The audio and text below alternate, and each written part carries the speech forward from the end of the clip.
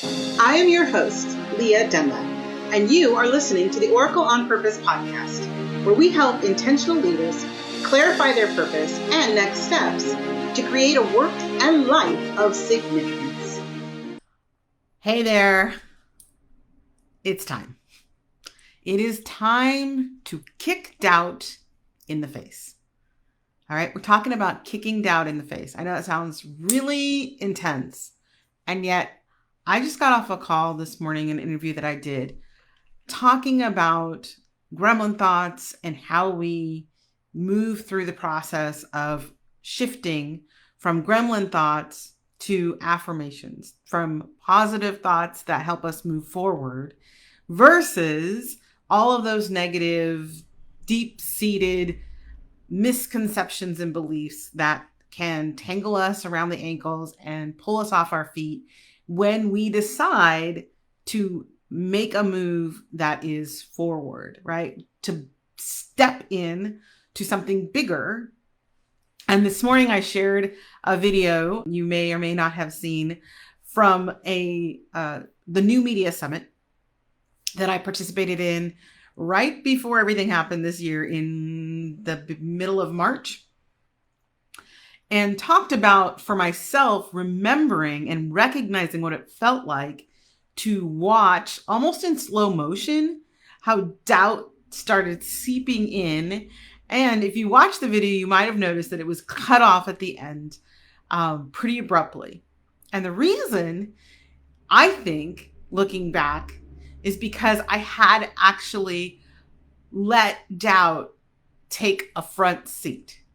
I'd let it come and sit down and whisper in my ear and put me off my game.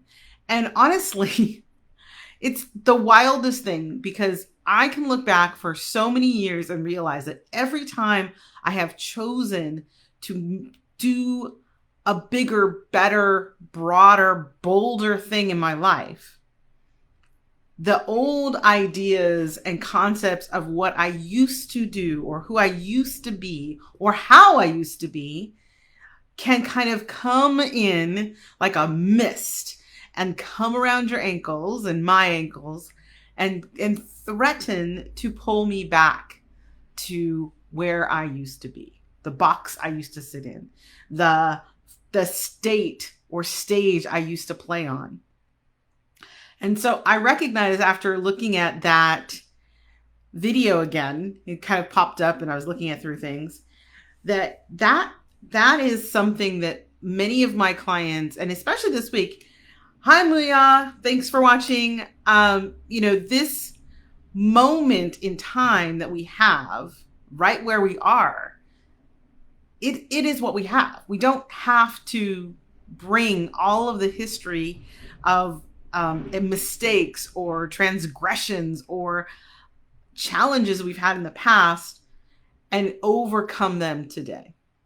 We can, as a friend of mine, amazing woman that I know, Bissy, was saying today earlier on another show that I saw her on, say, we can clear the slate right now. It's not just about today. It's like every moment we have that chance, because if we're present, if we're in our bodies, if we're paying attention, then we are part of the next unfolding, no matter what happens next. It's when we start to look over our shoulder or, give more weight to what's behind us than what's in front of us, that we really start to come off the tracks. Hey, Penny, nice to see you. Thanks for watching. I think that this confusion of giving our doubts, our fears, our frustrations more power than our dreams and our hopes and our aspirations and our inclinations. Because I truly believe that if you have a divine purpose, right, your unique life purpose, it's always bubbling to the surface. It's always finding or looking for ways to come into play in your life and your work. And so any of those thoughts that are counter to that, they're not meant to be pushed against, right? This is what I was talking about this morning. It's not like there's this sense of resistance, like what we resist persists. And so when we take doubt and we struggle with it, right? We try to reconcile or reason with it, then we are just deep in the struggle. We have given up our position, our present higher ground position. So what can we do? Well, we can kick doubt in the face. I mean, we can just kick off from that space and claim what it is we really do want, what we want to be like. I was thinking about this morning, and there was a conversation going on in one of my mastermind groups about this, and people were talking about resistance. And, you know, and somebody asked me, like, what was my thought about this idea of resistance? And they were talking about the art of war. And the thought came to me, it's not the art of war. It's the art of being. That's the challenge. The art of being. Staying present and on purpose. That's the art of being. We have whatever we need to succeed. We have it right now. It's in your hands. Access to your next greatest unfoldment is literally in your hands. If you believe it, if you claim it, if you focus on it. There is just as much available to you right now to succeed as any other time. It's a matter of turning your focus toward that, keeping your eye and your ear tuned to what will help you move forward, what will provide the catalyst. Hey, Miss Melissa. We're talking today about kicking doubt in the face. I'm sure you can appreciate that sentiment. And that when we do give ourselves the challenge to stay focused, not on what other people tell us we should be doing or what we think other people want to see from us, but again, going back to the concept here of purpose, our own unique life purpose. When we use that as our focus, right, our lens, then the doubts that come, they can actually be turned into allies.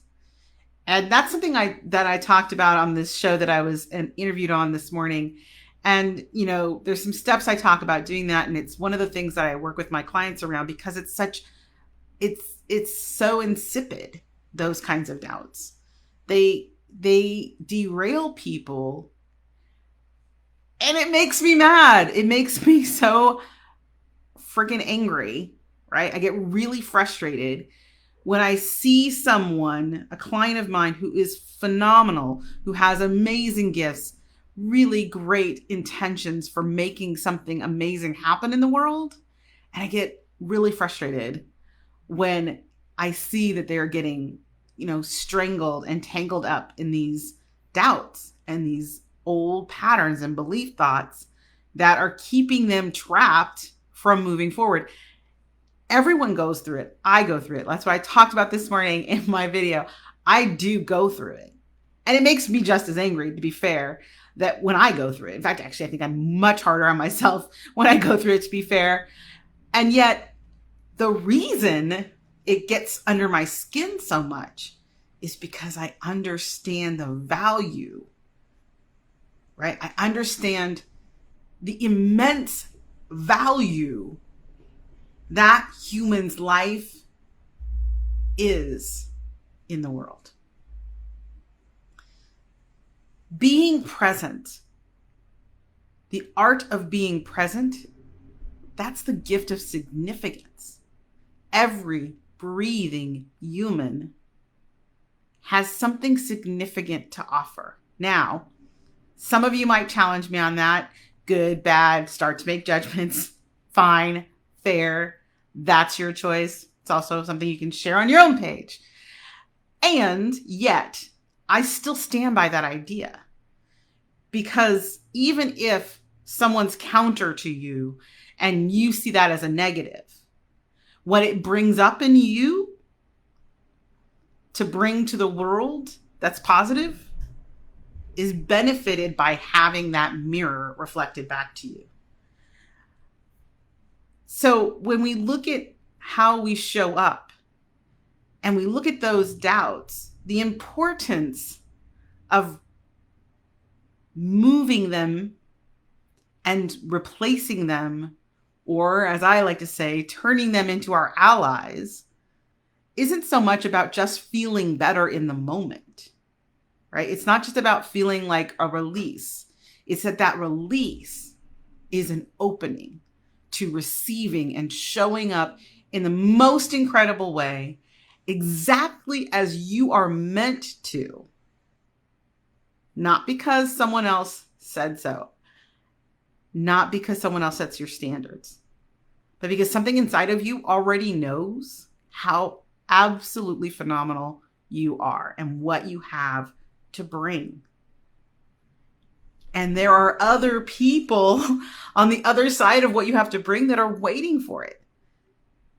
And so if we let those doubts tangle us up and stop us, if we get stuck in procrastination or distraction, which is kind of where I went this morning with my mastermind group. It's like this idea that we talk about persistence and resistance, and we talk and talk and talk.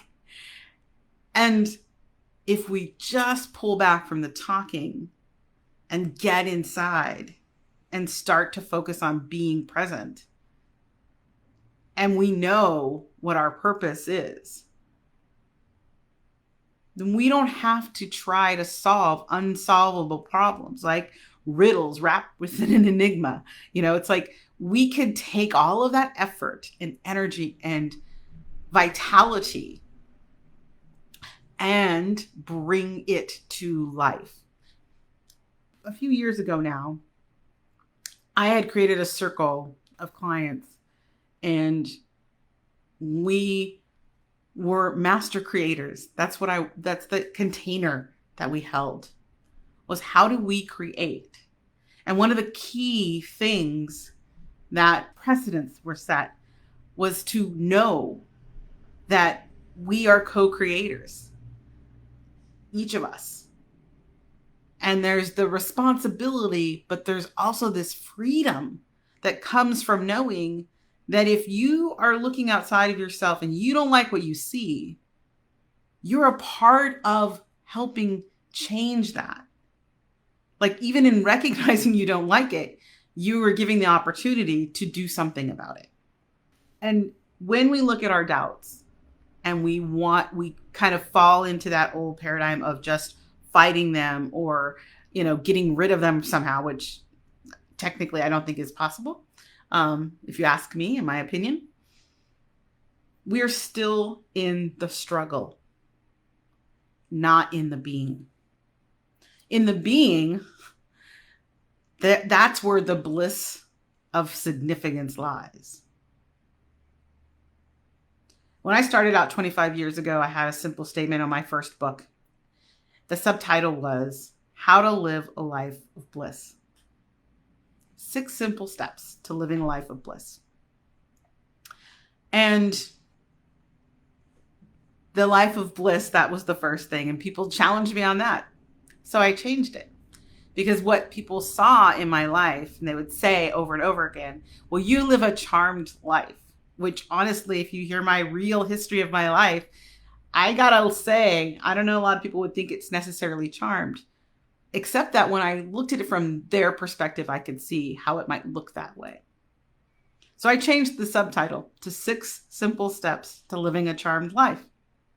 And the other day during a VIP session with one of my new clients, I was going through those steps.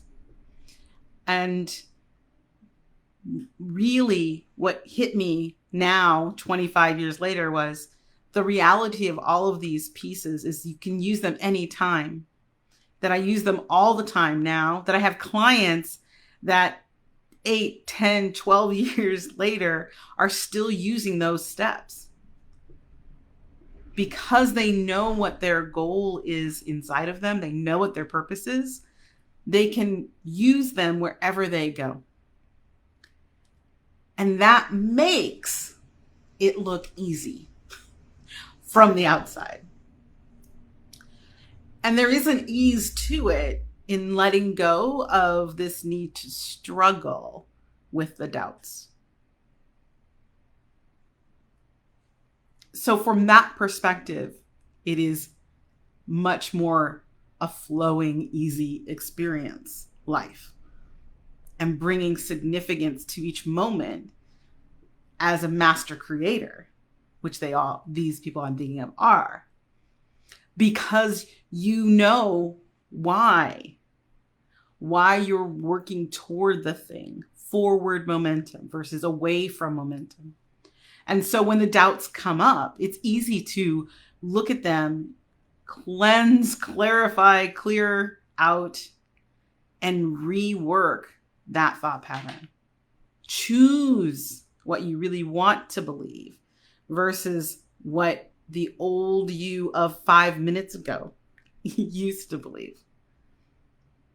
Because you're focusing now in this way on where you're going and why. And there is a secret behind those doubts that I love to share with my clients, and I'll share with you now. Your doubts, your fears, your negative belief patterns, they all have a kernel of care for you. They all have a kernel of wanting you to be safe. There is a level of protection. And when you realize that that's what's happening, then you can find positive ways to support yourself, to give them the right job to do. And that's, to me, the best feeling of knowing that if a doubt comes up, I don't have to shoo it away. I don't have to fight with it. I can use it for myself as a reminder that I'm looking to deliver my message. I'm looking to deliver my purpose. And at some point, somewhere, somehow within that moment, I'm asking or seeking security, a way through, the safest way, right? I have a client the other day, we were talking, and what we came to understand during our conversation was her frustration came up when she was out of ease. That she knew inside of herself that the way for her to be in most joy and most production and most, abundance was to be in this easy flowing state. And every time that she would be faced with moments where there was a struggle or there was a challenge happening, if she got bogged down into the challenge in the struggle, then nothing was working right. Nothing, like all the things in her life was suddenly going wrong. And so it's like, follow the ease. That's what, she keeps continuing to remind herself in her affirmation, follow the ease. The ease, right, isn't about not doing anything. Because I know that, like myself, a lot of the clients that I work with are very expressive, talented, I want to say driven.